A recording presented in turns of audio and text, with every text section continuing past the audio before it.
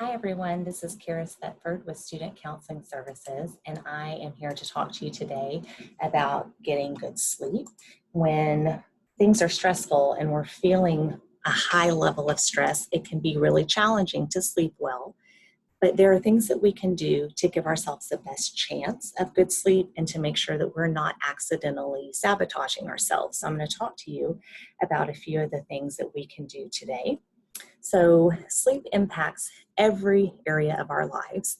And so getting enough sleep is critically important. And it's important that we're getting enough as far as quantity. We often think about the amount of time that we're asleep, but also that we're getting good quality sleep.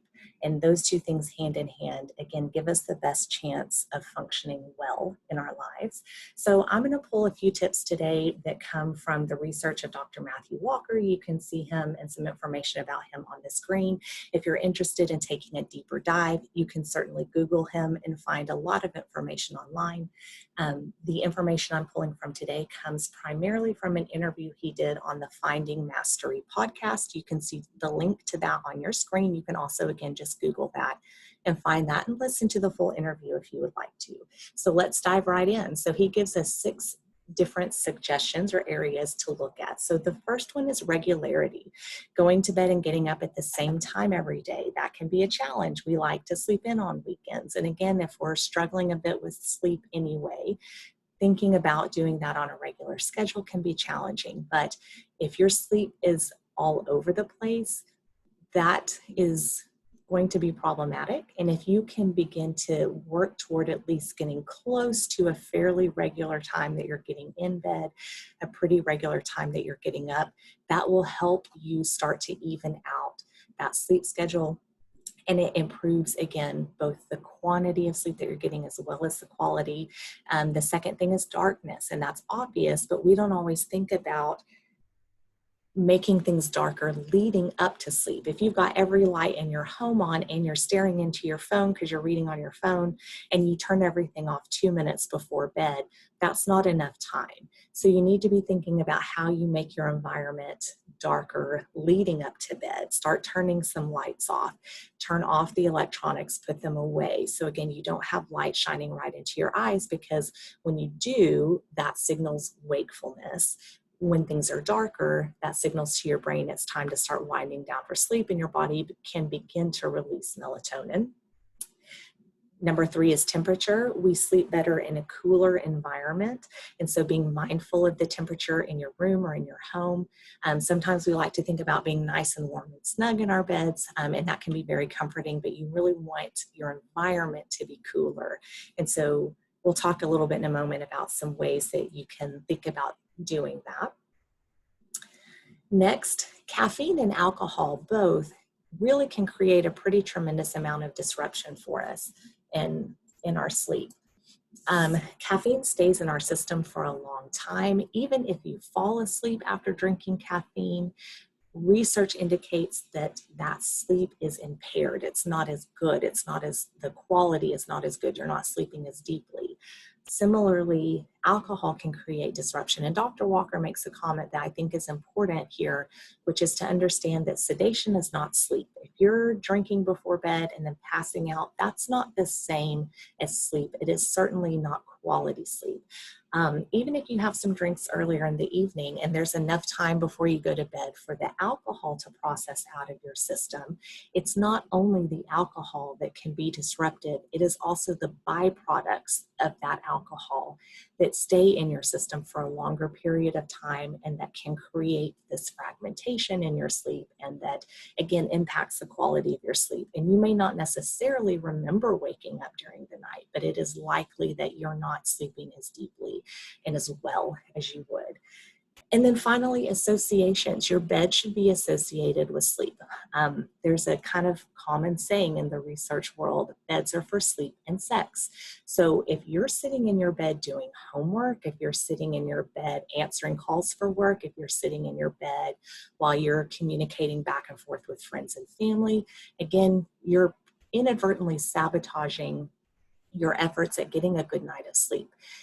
If you're doing any of those things in your bed, you need to find a different spot to do them, even if it is still in your bedroom, but sitting at a desk, even sitting on the floor. You should only be getting in your bed if you're having sex or you are going to sleep. And if you haven't been doing that, it may take a little bit of work and some time to relearn that association, but you want your mind to associate your bed with sleeping. And that can even mean if you're laying in bed and you're tossing and turning a bit, maybe getting up and doing something else for a little bit, and then going back and laying back down as you're working toward building that association of the bed with sleep. So a few thoughts about how you can make the most use of this. Of course, none of us 100% controls our lives or our environment, but take control where you can. If you have the opportunity to use some kind of blackout curtains, that can be great for making sure it's dark in your room. If not, that's okay.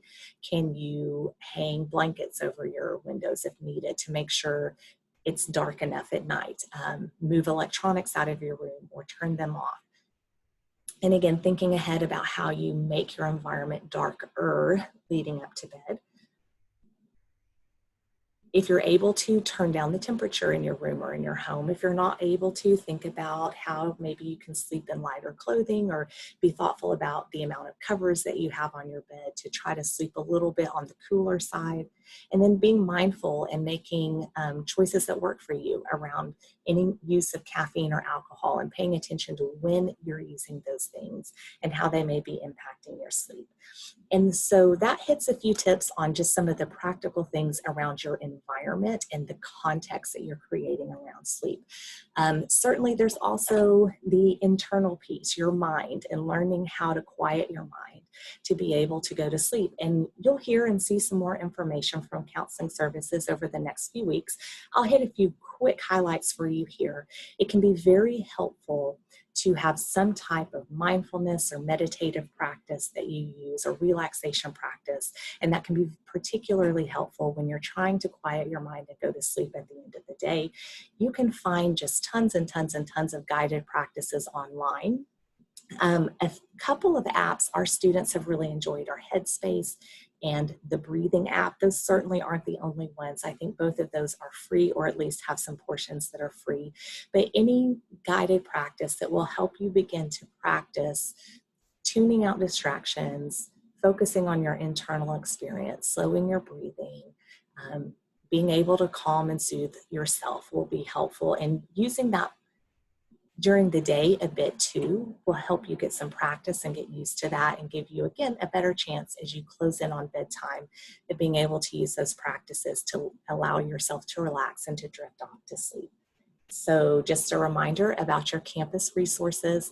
All of these offices still have people available during the day, even though staffing looks a little different right now. All of these places are answering the phones.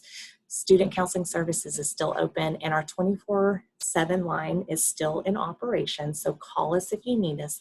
Take good care of yourself. Take good care of each other. We'd love to hear from you too. If you want to shoot an email to the office or share a message with us through social media about how you're taking care of yourself, how you're staying connected with people who are important to you, how you're working on making sure you get enough sleep, those kinds of things. We'd love to hear from you. Take care.